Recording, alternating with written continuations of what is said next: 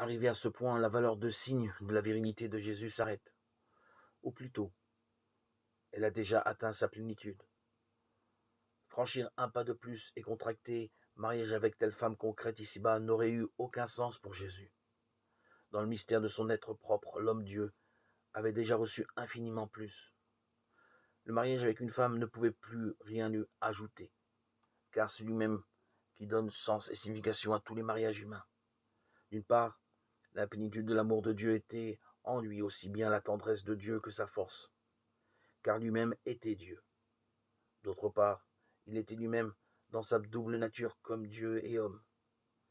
L'insurpassable mariage, la parfaite communion personnelle entre le Dieu rédempteur et l'humanité rachetée. Dans sa divinité, il est don sans mesure. Dans son humanité, il est accueil et imminente réceptivité. Aussi, toute tension est abolie dans sa sensibilité comme dans sa sexualité. Car son amour est déjà comblé, rassasié plus profondément et plus largement qu'il n'aurait pu l'être dans un mariage. C'est de cette plénitude que son statut corporel d'homme célibataire est le signe.